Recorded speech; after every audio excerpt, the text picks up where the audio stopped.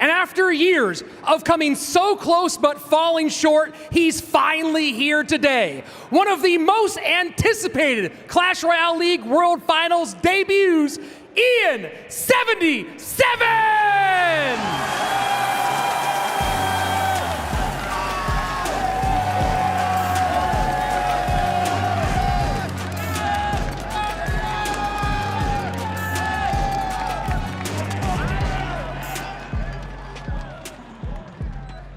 We do have the Chef Tower coming out from Adriel. No, yeah, I can't believe this. I think this is the first Chef Tower of the day, and you know, I don't blame him. But Ian is so prepared for it. Oh my goodness. So Chef is definitely going to be a Golem deck, but Ian literally has Evo Valkyrie and Evo Goblin Cage in preparation for this Golem or this beatdown deck. Okay, so it looks like Ian's taking a page out of Adriel's book using Lava. We'll have to see the rest of his deck, but I believe it's going to be Lava. We could see maybe E-Giant, but with the Arrow Showcase as well, I think we're seeing a Lava versus Golem matchup right here.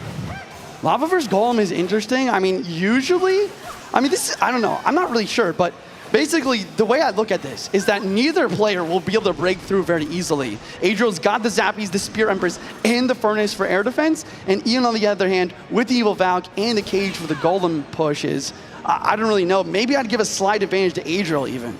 Yeah, I think I have to lean towards Adriel's way, but I mean, really it comes down to, can you use the Evo Cage, get it to work like it needs to? The Bar Barrel early, plus the Vine, should be able to take it out quickly, and that Golem is full health. That is a wonderful job, and yes, all your support troops are going to be dead, but that's a Golem on tower. We'll take that if you're Adriel. Yeah, he does get quite a bit of... Because I thought that Cage, getting taken out so early would be a struggle, but that's why they call Spear Empress the mini P.E.K.K.A. of the sky, really putting out mad DPS. I didn't know that. I think that's a great name, yeah. That's what I call it anyways. Okay, all right. I'll allow one of those. So yeah, that's your coin's turn for the tournament. Okay, Lava in the back, in the left, and then we see on the right, Adriel with the Golem in the back. So we're going to see two big lanes on either side. Yeah, trying to get that knockout blow. The Golem going on the right side, the Lava going on the left. It's interesting, Adriel played it late. He wanted to defend with the Zappies, plus the Bar Barrel. Beautiful perfection, almost perfection. If that timing would have been just a little bit better, those Skeleton Dragons would have been gone, but instead they follow behind. Wow, and the Lava in front protects and tanks for the Spear Empress. Zappies on defense once again. It's really close game right now. Arrows coming through, and the Lava Bones are trying to chip. I mean, Josh, this is wild. This is insane. It's like two beatdown decks, but really good defense on either side. Yeah, and right there, gets the interaction correct. The Lumberjack goes to town on top of the Empress, and right there, Valk plus Empress, a little push. It's definitely going to be fairly useful. Spirit Empress connects. The crowd is roaring. They know that little amount of damage, it might seem like a little, but that is a huge difference maker throughout a match like this. Yeah, and right there, Adriel playing the Golem first, and then Ian responding same lane. So it's clear that the Lava player wants to go same lane, the Golem player wants to swap, and both players are aware of that. Lumberjack is going to go towards the cage and not to the tower. The Vines do prevent the Golem from getting pulled. This Golem is looking like it's going to connect for some mad damage. Ian kind of scrambling to prevent the damage, but he doesn't have enough elixir to go Lava in front here. Yeah, good arrows getting a ton of value, and we see the angry face. This is also why Ian is so appreciated amongst some. Some people don't like it. I love it. Yeah. He is not afraid to emote, not afraid to have fun with it, and right there, showing his anger, but still in this game. Spear Empress from both players. Another Golem push from Adriel trying to extend the lead. We're into triple elixir overtime, and an Evo Valkyrie is in cycle to try to deal with this, but a Vines taking off the board immediately. Yeah, only gets one swing. We do see the defensive lightning, and it was well timed, but it doesn't feel like you're getting enough value. It feels like Adriel is just totally running away with this. Lava Hound plus Skeleton Drags at the bridge in the other lane. Zappies and Vines plus Bar Barrel is a solid way to defend, and it's looking a little bit like Ian's chances are dwindling. Yeah, 20 seconds left. The Evo Furnace in cycle is always going to help him out. We do see a Lightning. The Rage should be able to help out. 1492, 1142. Ian trying to get himself back to another Lightning. Adriel just going to cycle. Both players at this point, it's either you got the spells or you don't. The Lightning, will it drop on the last second? The Zappies, and it doesn't get down in time. Adriel taking game number 1 by the skin of his teeth. To be fair, I don't think the Lightning would have done enough. Yeah, I don't think so. Whew. I'll look that up tonight. All right, we're ready for day 2. I promise, guys. Wow. So game number 2 underway. Adriel took game number 1, and no way are we going to see another Lava Hound deck. We are seeing the guards and the Valk get cycled, especially the Evo Valk as well. Ian on the other side could be running the Giant Skeleton Drill deck that we've seen earlier today. Still a few more cards to go, and there we go. Giant Skeleton in the back by Ian. Interesting. I forget who it was. Maybe it was Adriel. Yeah, I'm pretty sure it was Adriel who won with this Giant Skeleton Evo Ghost deck in his first round. He was playing against Mugi using Hyperbait. So Ian kind of taking a page from Adriel's deck picks. And it looks like Adriel doing kind of the opposite as well. It looks like a Lava deck. And once again, the Zappies are going to be really strong here. Yeah, I mean, Zappies are just kind of a wonderful surprise. I really enjoy metas that have Zappies in it. I feel like I don't know why. I feel like it's a card that I shouldn't like, but, you know, the stun, 4 elixir, it feels like a healthy meta whenever the Zappies are in the meta. Yeah, I agree. I mean, look at this matchup. I mean, this is going to be a really, you know, kind of grindy matchup of making pushes, defending. We see a nice drill placement from Ian to the back of the tower, and it actually pans out for some solid damage. Yeah, right there. Baby Dragon was actually a great response as well. Zappy's low to be able to take out the Valk plus the Baby Dragon, and still should have a little bit of HP left, especially when he plays the Golden Knight to protect him. And we should potentially see a dash. No, just going to wait just a second and not going to dash. Just showing some patience right here on the grand finals, or the world final stage. Adriel does find a time to go for the Lava in the back, and Ian's only air defense, or might just be Zappies. I'm not sure what the last card is going to be, but it has to be another evolution. So I don't know. I feel like once I see it, it's going to be like a no-brainer.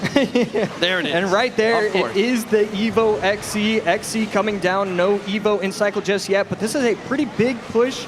We should be able to see what, the Lightning? A NATO. Okay, NATO. Arrows get down a little bit late, but the Lava Pups and Baby Dragon do get on the tower. Adriel getting some big damage, and Ian throwing out his classic good game. He's trying to play some mind games here. El Clasico using the good game. It's not over just yet. Don't believe him, even if he is saying that. GoldenEye on the left with the Evo Exi. I mean, yeah, it's still very possible for him to win this. We saw a similar situation when Adriel's playing this deck.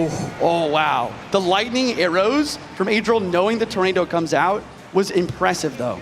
Yeah, tower down to 19-18, but a lot coming down the left lane. Ian going to be forced to respond to that, and now no Evo Exi in cycle. So the next Lava could put in a lot of work from Adriel. Giant sitting in the back. Evo Ghost trying to get some value on offense. But the Cage and Baby Dragon do a great job. Adriel continues to apply pressure in the other lane. And honestly, that is the biggest play that Adriel's made this game. You do not want to go same lane versus Executioner deck. I mean, I just wonder if Adriel is somehow a one-trick. Did we not realize that this entire time? He is playing Lava absolutely perfectly, but this is a pretty massive push. Exi doesn't shoot on top of the tower like I thought it would, but does get the tower down to 1196. This is a big push. The Lava Pumps are getting lots of damage as well. We finally see the Golden Knight dash. It's big damage. Ghost doesn't connect, and Ian takes the damage lead for the first time this game with 45 seconds left on the clock. Baby Dragon Splash saved his tower right there. Lightning coming down, 357. Drill gonna go on offense. It's just who can win this game right here. We should be seeing a dash. The guards do protect. Oh my God. 273. The NATO. The arrows come down in time. He does protect the tower. 145. The Giant Skelly doesn't hit. The Lightning. The Cage is in time. Block. The Executioner. Can he protect? He does! Oh! Adriel gets it! Adriel gets it! Oh my gosh! And it's going to be a victory for Adriel! How does he do it over and over? Oh my goodness! Celebrating, showing the flag! Wow! World Finals, Day 2, Match 1, Ian versus Vitor. And there's the crowd. The crowd has been so amazing these couple of days. Ian already started off with the Cannoneer instead of the Princess Tower, and cycling the Royal Ghost. I already love IAN77's deck. Yep, most likely going to Mortar. This is a very popular Mortar deck that's been played out there, usually with Goblin Stein. We've seen it with Arrows, we've seen it with Lightning. Feels like Lightning is usually the best way to go, but actually he's going to run a different version. There is an Evo Skarmy version out there as well, not quite as popular. Excited to see Ian come out with it in game number 1. And obviously I'm excited to see Mortar in game number 1. And Ian, I believe he's probably just recognizing the matchup early on, going with the Mother Witch super high. It's usually we see it cycle behind the crown or the King Tower. It's okay if you're giving up fireball damage early. Right there, just cycles it so high. Not sure how I'm feeling about that. And a lot of responses to drill here. When you see the Ghost, you see the Skeleton King, and you see that Skarmy. So something that Vitor is going to have to think about. Activates the ability with the Skeleton King, trying to take out the Berserker, and will just about do that. The Cannoneer should be able to take it out cleanly, and it does. Wow! And the surround not done perfectly. Fire Spirit, though, comes out for Vitor to clean up that Skarmy, but we do have a lock here. And you can see Ian taking a look up going, all right, buddy, here we go. Yeah, just because you aren't ready doesn't mean I'm not ready. And there we go, Cannoneer takes out the left side perfectly. Evo Snowball going to get a lot of damage. And now all of a sudden, Vitor takes the lead. Yeah, back to, or already cycled to that very first Evo Snowball, throws it on top of that Skelly King. Ian has to take some damage to give some and finds himself, I mean, technically in about the same, or a little bit in the lead, right? It's about a 400 HP difference when those towers start. Yeah, it's always weird talking about who's in the lead, who isn't. Right there, activates the ability, 3 elixir for Vitor, and he's Evo Ghost. Snowball off. Evo Ghost, Mother Witch is gonna retarget. Mother Witch retargets on the piggies. Skellies to make piggies, excuse me, and that tower is down below 1,000 HP already. 50 seconds remain in regulation. Yeah, and now he has the Evo Skarmy in cycle as well. Miner gonna go on top of the Crown Tower, and he's probably gonna be able to Vines once again. Yep. So Vitor needs to think of an answer, and he will. Those Vines, they really can catch you off guard. We saw it happen yesterday to Sam, where in one Evo Skeleton got away. Sandbox pulls the trigger on the Vines last second. That's GG, well played. Right now, Ian using the Vines to his favor. 5:17 remains on Vitor's tower. Only 20 seconds remain in regulation. Yeah, and Vitor's making it way too easy to defend with the Skeleton Kings. He's stopping the drill, plus the Berserker, plus the Fire Spirit, and still being able to get offensive pressure with it. Vitor needed to set up differently on offense, and that's why Ian is in this lead. Ian drops the Minion Horde. Last card out. Only spell he has. Oh my goodness, it locks. And it locks. 104. Not enough, but a Miner plus some Vines is going to bring it pretty dang close. Ian needs to catch it. Is Vitor going in with the prediction Vines? He's not going to be able to defend. Forces out the Evo Snowball. The Fire Spirit is down. It doesn't matter. It's over. And you can see Ian looking at the crowd over and over throughout the game, feeling the energy from the room. Can he move on in the lower bracket, or will Vitor push this to a game 3?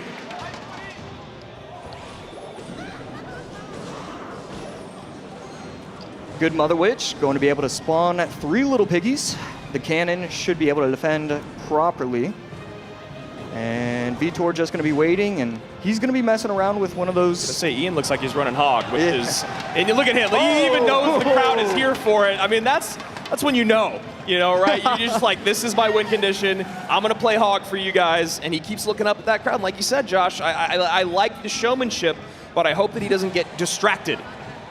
Yeah, and that is what happens. Firecracker on the left side should be able to take care of most of the Zappies with the help of the Bar Barrel.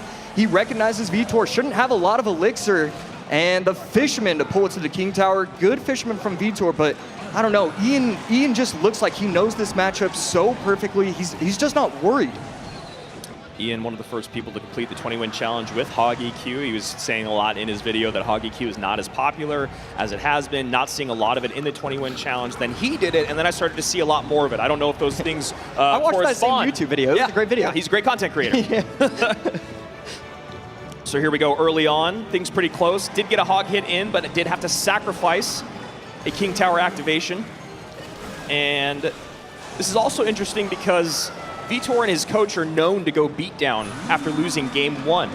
So I wonder if this is a deck that Ian feels incredibly confident with, getting another Hog hit or 2 in, and he's got a decent counter push on the right-hand side.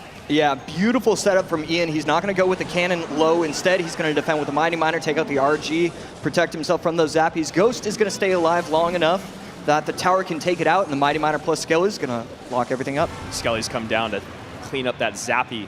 Really like that play there, just to make sure the Mighty Miner doesn't lose too much HP. Now going back in, going to have to get that Fish Boy in, and pulls it right back to the Giant Skelly. I don't know if that's going to be enough DPS. Oh, there it is. Okay. Yeah, the slow from the Fisherman saves him, and the Evo Cannon plus Firecracker plus E-Spirit. I mean, his micro is just beautiful. I mean, when you get to play your comfort on the biggest stage in the world, it's very difficult for your opponent, right? Especially when you find yourself in a decent matchup, and the crowd is loving it. 1784, another hog hit in, 1467. Lowest tower for Ian, 2652. This is the guy that everyone was expecting to see yesterday. Yeah, and right there, he gets the Skellies in time. I mean, Ian is playing this perfectly. We know how talented he is with this. We expect that from him, but still, to do it on the live stage is something else. The prediction right EQ! Ian looks up to the crowd. He knows he's sewn things up. And you can see right there on Vitor's face, he knows it's over. I mean, Ian just cycling the bar barrel right there, trying to get himself to another couple Earthquakes. Might go in with the Hogs, but instead just going to defend. He just looks so comfortable. And Mother Witch right there looking for those Skellies that might come out. Instead of Bar Barrel comes out. There is the bomb from the Mighty Miner. A little bit of a push here, but very manageable for Ian. Yeah, right here, a little bit going on. But yeah, a little dicey, actually. The Mighty Miner going to be able to take out the Mother Witch. Tower down to 1143, and good game coming out from Vitor. He's going to try and pull the trick that Ian pulls off all the time, but we're going to see if he actually wants to defend, and he will. There's just no way to get through this AC with the amount of damage that needs to be done by Vitor. The EQ Here cycle, it is, the cycle. That's going to do it. And Ian does it with his comfort deck to stay alive and keep the run going in his 2025 World Finals run. Find the motivation and discipline within yourself instead. Well, let's see if Lucas can do that, knowing that this is a home crowd for Ian. Here we go, elimination match between Ian and Lucas. Who's going to take it? Game number 1. Log from Ian in an E-Spirit, maybe Hog Rider. Looking like he's going back to his bread and butter. Like it. Love to see it. Both these guys. We're going to see Lucas playing Miner, Ian playing Hog. This is the type of matchup you want to see. And Ian already with the emotes, but as you guys said before, those emotes don't really mean anything other than Ian's just doing what he does. Right. Ice Spirit here will stop the Hog Rider. Will the Firecracker? No, it doesn't. Oh, wow. Okay, wow. The Hog just gets a connection, but the Firecracker does activate King. So Lucas is in a decent position going forward from here. Perfect time to E-Spirit there to clean up the Royal Ghost, make sure it doesn't go invisible once again, but it is Lucas with the... Oh, excuse me. Looks like these graphics are a bit swapped. Ian's on the bottom of the screen, Lucas at the top. Hog inbound. Miner doing a great job of defending. And Hog trying to go on through. Stopped by the cannon. Lucas taking pause here. You imagine they've played this matchup against each other numerous times, maybe on ladder over the years, different versions of Miner control. Oof. And bomb does not go off in time. You see Ian with a little bit of a smile there, wishing he could have got that damage. Second Ghost of the game. Evo Ghost will be in cycle soon. A very common idea is to use that Evo Ghost on defense from the Hog to prevent Earthquake value and to get a counter push. We'll see if Lucas is going to be able to make that happen. Sneaks the Hog right in front, pre-Earthquake for the cannon. Hog Rider going to go through and get another shot in. So much spent. Bar Barrel, cannon, minions, doesn't matter. Ian breaks through once again. I've played against Ian on ladder quite a few times, and this is always what it feels like. It seems like for some reason, his Hog Rider always just gets that final hit in. It's the perfect timing, the early pre-Earthquake, knowing exactly how your opponent's going to respond, how much damage the units do, or the units that are in his hand, watching the cycle. And there we go. This is what you were talking about before, Juicy. The anti-Earthquake placement pushes it over with the Skellies. Firecracker not getting on top of the tower there. 1941, Royal Ghost comes in, and Firecracker almost gets a shot off. Okay, here we go. This is Lucas's chance to really strike back. Evo goes baiting out a lot of licks on the left side. Miner trying to get some chip. And this is a really solid comeback from Lucas. It's just very even all of a sudden. Even Lucas taking lead. Yeah, I mean, I think Ian's recognizing that Lucas is going to be able to defend as more Elixir gets at his disposal. It's going to be so difficult to catch those miners over and over again, especially with that Mighty Miner. Sometimes you want to use it to protect the Hogs. Sometimes you need it defensively, as you can see right here, using it to protect that Firecracker. Yep. So now the Miner going to be just a little bit harder to pick up. And another Firecracker on the board, followed by another Hog. The Firecracker does not get hit by the Evo Cannon, but the Hog Raider push is successful in preventing too much damage. And there you go, Miner poison right off the gate. Doesn't have the ability to drop Skellies. Is Ian here? Lucas is taking the damage lead a little bit farther, and Ian knows this is a tough spot to be in. Lucas getting a great deck pick here. Again, coachless. Firecracker trying to get on tower. I think, no, it doesn't. It doesn't get a single amount of chip. It does a little bit now, though. Ian's trying to make something happen despite Lucas's very solid Hog defenses. And these minions are great because that Mighty Miner, you want to use the ability to take him off the board, but now instead not going to be a good tank at the bridge here. Although Hog getting a little bit of protection from the Mighty, Cannon going to clean things up, and now Lucas going right back on offense. Miner, Ice Spirit, Royal Ghost, minions. Slight misstep on the Evo Cannon, forcing the Firecracker to come out for the minions. The poison does go down in case of skeletons, but Ian saves all of his Elixir to try to make one final push here in triple time. Yeah, Ian has to have a miracle happen here. Royal Ghost out on top of the cannon, minions, everything. And overspend doesn't matter when you have the lead, plus Miner, Poison, Juicy. Is there any way to turn this around other than a miracle or a misplay? I think that it's possible. He needs to keep up the pressure, and he needs to have very cheap, effective defenses versus these Miner. 991, 883, Miner goes in. Firecracker to catch the minions at the bridge. Mighty Miner at the bridge on the opposite side, most likely going to put a Hog behind. There it is. Early Earthquake, Cannon out of range. Great placement there from Lucas. Ian back in the lead, though. Yeah, Ian back in the lead, continue to apply that pressure. Now a pre-poison plus Miner coming in hot. And Ian knows he can't defend. He decides to attack instead. Hog does get pulled. Minions are there. Oh my gosh. Hog almost gets a hit. Oh my gosh, it's so close. Another Hog inbound. Need a way to stop this Hog. You need a way. There's the cannon. The Evo Cannon stalls enough. One more Miner inbound and the poison is enough. Lucas X Gamer takes game number 1. And what a beautiful showing there. Okay, Ian just going straight for the aggression. I like that. And we talked about yesterday, Goblin Hut, not really what you want to see defense-wise. Yeah, not my favorite thing to run into a Goblin Hut, or I mean have a Goblin Hut for that. Mortar going to clean it up pretty cleanly there. Going to get some Goblins out to protect that Mortar. And now a Mortar shot is locked on the tower for at least a couple shots. AQ has to come down. Okay, one shot is through though. And the Boss Bandit, will the ability, okay, the ability does get down from the Queen at time, but this Boss Bandit is still very healthy. This looks, it has pieces of the deck that we saw Mo run yesterday with Skeleton Barrel. We saw the Overwhelm that he put on against Sandbox. That was the game where Mo took 0 damage at all. The only person to do it at all yesterday, which was absolutely incredible. Lucas here. What are we seeing here at the bottom of the screen, Juice? What do you think? I got you. I'm pretty sure it's going to be the Drill. A lot of the time with Evo Snowball, you will see Drill as the main win condition.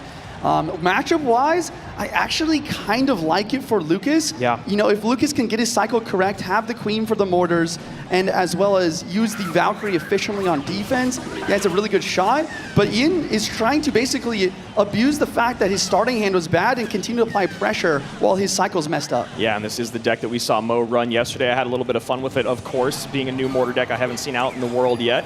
The synergy between the Boss Bandit and the Skeleton Barrel is really interesting. We're going to see it right here. You usually want the barrel in front of the tank unit, but instead you can go Boss Bandit up front. You can use the ability, get the Skeleton Barrel in. Wow. And Boss Bandit goes a little too far back. High Berserker there. A nice play by Lucas. Wow. Okay, the Fire Spirit is going to tank. Evo Valkyrie, wow. Oh my gosh, I keep saying wow, but this is just, this is so amazing. But really nice from Lucas to kind of delay on that Valkyrie to try to get more value out of it, and Ian kind of playing into his hand with that gang. And we finally see the first little lick of damage come through against this deck. As we said, Mo took 0 yesterday, and now Ian just takes a little bit from that Evo Valkyrie. And Evo Snowball is in cycle, so we are going to see that front drill placement, but Ian is on top of it. He waits, plays the Barb Drill instead, and prevents the Evo Snowball from getting any value. I mean, Juice, that's a situation where you just got to hover, right? I mean, I know you want to predict, but then if you predict with the Evo Snowball, that's worse than having to use it on defense. Evo Skeleton Barrel in cycle. Boss Bandit almost connects. Will Lucas have enough elixir? And Boss Bandit dashes. Wow! With the Skellies. Boss Bandit at the bridge. Lucas is low in elixir. He gets the Valkyrie down barely in time to stay in this match. But wow, insane pressure from Ian continuing to push the advantage. The Boss Bandit is such an elixir leech when you talk about having to play against it, Juicy. If you don't defend it perfectly, you must get it down to stop that dash. And Lucas hasn't been able to get back on offense in about a minute. And now the mortar locks again. The mortar is connecting, and the Boss Bandit is protecting. It's dashing every which way, and the mortar continues to send volleys at this tower. Boss Bandit connects. We're getting our first game 3 of the day. Excellent play. And one will move on. Ice Spirit the bridge from Ian. He has not been waiting for his opponent in any of these games. Immediate hog, immediate mortar, immediate Ice Spirit the bridge. He wants to get in the gameplay. He wants to start figuring out what his opponent's using so he can begin to outplay. Guards plus Ice Whiz. Could mean mortar. Yeah, guards, Ice Whiz, E-Spirit. Mortar's an option. With the E-Spirit, it can be Grave. I was just going to say, with the E-Spirit coming out. Interesting. Yeah, roll a Giant then. And Royal Giant going up against Control. We saw a similar situation. Look at Ian looking out at the crowd, talking to the crowd, literally in the middle of the match, talking to the crowd. This was a similar matchup to what we saw yesterday. Yeah. When we saw, it was I know the end of the day. Yeah, I think it was Monk Sam. RG versus It was Tesla. Sam. I think it was Sandbox, Yep. yeah. And the question is, does Lucas have the lightning? I think the lightning is definitely what you want in this sort of matchup so you can help break through those Teslas. And the fireball is just really not going to do the job. So Ian going complete control here. Lucas going back to relative comfort, being one of the better RG players out there in the world. We'll see if he can figure out the equation to break through. Yesterday, Sam could not figure it out. Sandy played perfect D. Delivery dropping down. Evil Ice Spirit just freezes everything. And that's why we saw Ian drop the Ice Spirit the bridge first play. Yep. Getting that Evil Ice Spirit cycle to time it perfectly for when the RG Evil will be there. He's able to really control the defense. You don't know what to play, cycle your cheapest Evo. I learned that from watching Juicy J. Shout out to Andrew, dude. Always making me smile on stage. And an E-Spirit here going to continue to apply pressure. And I guess the biggest thing to I really think about here is if I'm Lucas, if I'm the RG player, how am I going to break through? We really saw, Sandbox really lock it down in yesterday's game, and I think Lucas knows best. RG the back. I was just going to say, I think what you got to try to do is start getting those double RGs out. Ian's going to take that rocket damage, no problem here in single. 25-78, lowest tower on the board. Lucas getting a little bit more in with that Monk reflection, bringing that tower down to 27-41, and a miner goes to the back. Yep. Monk gonna drop. He wants to prevent any more rockets on tower, using that ability to his advantage. RG does get one hit from Lucas, starting to even up this match. And a high Tesla here to maybe help support the Monk. And one of the things about losing that 3-card cycle is these RG decks, it's so much harder to get 2 RGs out on the board. And Evo RG coming in. Ian spending everything he can, but that RG does retarget. Wow. Wait, the Monk is being tanked for. The Monk gets the power on tower. That is game-changing damage. Even with the fireball to prevent breakthrough, he needed that to happen. And a huge slap, I guess, from the Monk. A chop. 2065 to 2186. Ice was the does catch. pick up the miner. Insane. Snowball's going to try to push everything away, and the miner does start to connect. 2034, 1985 to 2065, neck and neck. Lucas cycles his non-Evo RG to the left-hand side as another miner comes in. Guards close enough to turn around. 2 monks on the board now, trying to break through. Ice Whiz plus Log trying to get rid of the guards as well. This Evo Tesla continues to be a defensive menace. And that delivery, I believe, hits the Ice Whiz and the RG. RG on the left gets a shot. Now RG on the right coming in. Evo RG, Tesla comes in just in time. My goodness, we are heading into triple extra overtime in 5. The guards! Oh! Knight barely gets down for the guards. 3 Knights on the board for a split second. The Knight gets a little bit of chip here, and Lucas starting a Monk in the back, once again trying to prevent rocket value. 1784, 2065. Lucas needs to make something happen in the next 50 seconds, but having a tough time doing it. Ian doesn't even need a rocket cycle. Guard's a little bit late. That could be game-changing damage to the miner connecting. Lucas needs the double RG to break through. And Wow, and he tries to predict the Monk with the rocket, but he doesn't get it. I don't know. This is Lucas's time. Yeah, maybe going for a little bit too much, but probably recognizing he can get back to that second Tesla, no problem. There it is. Now we need another RG, but Lucas can't find a way to break through. Wow, another Monk at the bridge. 20 seconds on the clock. We'll see another RG soon. He's got to play defense on the left, Juicy. He can't just let it go. E-Spirit has to come down and the guards. He can't support the RG. The rocket does too much damage, and there it goes. Can he get the prediction? Can he get it? Oh! The rocket does not go! It does not get deflected! Almost gets it. Lucas knows he missed it by a split second, and he's sent home by a millisecond. Oh my goodness! Ian in the crowd. Mohamed Light and Ian, let's go. We're into game one. Both players locked in. Good luck from both players. And a wall breaker's in the back from Mo. I really like this play. Not a huge surprise. Mohamed has opened with this a few times. Royal Giant is the show for Ian. Yeah, and Mo's just going back to his bread and butter, his comfort. He won 4 20-win challenges on 4 different accounts with this Minor Poison Ice Wiz control variation. Are you surprised to see him go here again, though, given that we essentially just had that same conversation?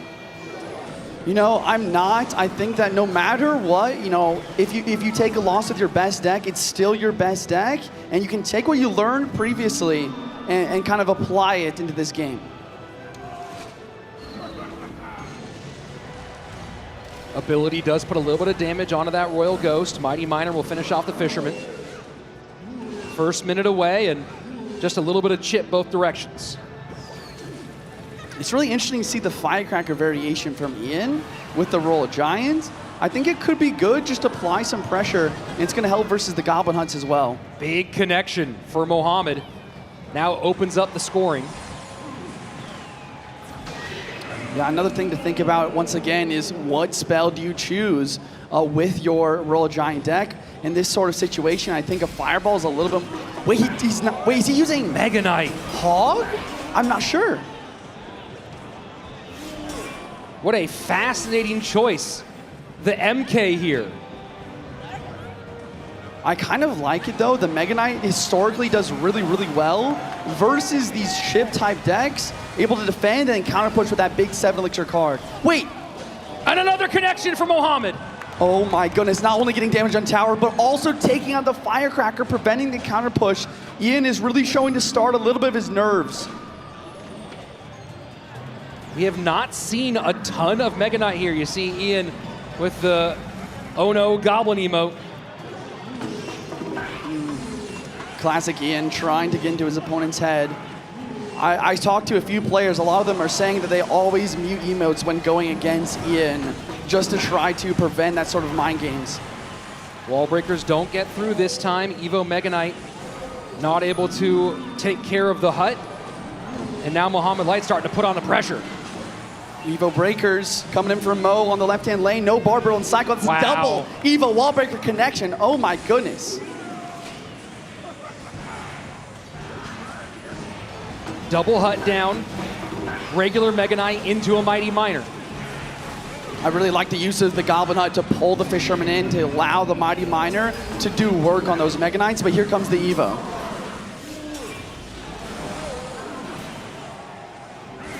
And now Royal Giant behind. Mighty Miner to try and clean up. Fisherman's not there, and Ian calls good game. Yeah. Unbelievable. I mean, what an absolute shutdown defense that was. You have the hut obviously is causing so much trouble for Ian. But then you have the Evo Skellies just completely devastating all of that push. And Ian knows that it's going to take a miracle to get game number 1. Mega Knight built up in the back once again, but the Barb does get one hit. I wonder if Ian needs to get either 2 Royal Giants or maybe even 2 Mega Knights on the board and triple elixir to make this happen. And he's still eating wall breakers. Really nice Mighty ability. Kind of just preventing damage to the right, but also cleaning up the ghost on the left at the same exact time. And just the hardest thing for Ian here is the dual lane pressure has been unrelenting. Yeah. And he's had no real way to control this game in both the left and right side. And that is what the change to the 3-card cycle is about. You know, it hurts Hog sometimes, but being able to have, oh my gosh, with the wall breakers, but being able to have multiple Mighties on the board to defend is huge. 2 Mega Knights down, Evo Royal Ghost as well. RG on the right-hand side. This might be it. There's a lot on the board here. Ian might have to ignore the miner and just go after it. E-Spirit to hit. Will the Royal Giant turn around? Mega Knight all over the place. 48 HP. Lightning in. Can the Royal Giant do it in time? Can the Royal Giant do enough? It's not going to happen. Poison down. Mohamed Light wins game number 1. Wow. Game 2 of Ian and Mohamed Light. We see a good luck from Ian. He's got the Cannoneer Tower. Most likely either going to be Mortar or Hyperbait, based on my knowledge. And he's got a gang, so really could be open to either. So Ian going cycle as maybe we thought. Question is, what do Mohamed Light and Alan have ready for it? Firecracker guards. Going to be either Hog or Royal Giant paired with that Firecracker. Skeleton Barrel from Ian. E-Spirit is in the deck here. Wow. And the Ghost. So we just talked about, right? Ghost not played in that previous deck as it normally would be, available and in use here. Log going to come through, kind of protect the Electro Wizard, force Mohamed Light to spend more elixir, or decide to take a hit. Mo is not too worried to take a hit on the right-hand side because he's already taken damage to the left, kind of letting Ian split up the damage to try and conserve that elixir advantage. What do you think Ian's looking for with the E-Wiz pick here? You know, I think it's good versus bait. Obviously, any sort of Mighty Miner or Inferno Dragon deck, it's going to be great for. But ever since the buffed Electro Wizard, it's actually a lot stronger than people realize. And obviously, kind of using it as a secondary spell on defense can be super important. Here we go, Hog in, E-Wiz high. And this is going to shut down this Hog with no hits. Ian's starting to open up some damage here. Yeah, both players kind of feeling each other out, trying to figure out what's good. Ian's tower definitely starting with a little bit less HP overall and a little bit of a lead, but Mo is always taking that sort of thing into account. Hog in, high mortar. I wonder if Cannoneer can shut this down. He's not sure, so he drops the Electro Wizard. Evo Ghost on the board. Can he protect that in order to get the counter push? Doesn't look like it. The E-Wiz does a good job, though. Here we go. Fireball in, skeletons all over, Log comes down. I'm trying to figure out what Mo's last card is. Obviously, it could be Earthquake, but he didn't use Lightning previously. So that Lightning could be a difference maker, although I think he'd much rather Earthquake for the Mortar and for the Goblin Gang. Little splash on that tower from the Firecracker. Skeleton Barrel opposite lane from Ian. Getting closer to sudden death overtime, and at the moment, things fairly close, about 100 HP separating on the right-hand lane. A lot of pressure in the right-hand lane to try and punish that 6 elixir card of the Boss Bandit in the back. And this actually forces Ian to use a defensive Evo Mortar. That's definitely going to give Mo an edge to continue to attack and not have to worry about that on offense.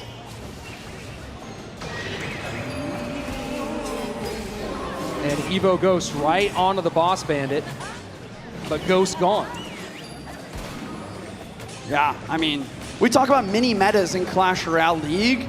I mean, we really don't see much of Boss Bandit in the normal game, but the Boss Bandit has really shown up to be very powerful in this tournament. And the combination of the Cannoneer and the King Tower able to work together and support these troops, doing a good job so far as Ian from keeping these Hogs from connecting. Will the Ghost clutch up? It does, and the Log will drop as well. But Ian does continue his advantage, getting that Evo Skeleton Barrel drop on tower. Some chip damage there Ian didn't want to take. Goes Mortar opposite lane again. Hog down. pre-log? And that pre-log is huge. Wow. Huge hits from Cycle. This might be Ian's chance to make it to game 3. Mortar cannot connect. Lightning in the clear. Lightning really cleans up and gets damage on the Princess Tower. Sorry, the Cannoneer Tower on the right. 1483, 1694. This battle has become about the right-hand side. Fireball Cycle puts this within 4. Log takes the lead for Ian. Tesla does pull the skeleton. The Fireball is in, but the Lightning goes as well. Fireball trying to create the connection here. Is there a mortar? Is there an E-Wiz? Can he stop it? Oh my word! Mohamed Light holds on and wins it by 42 HP.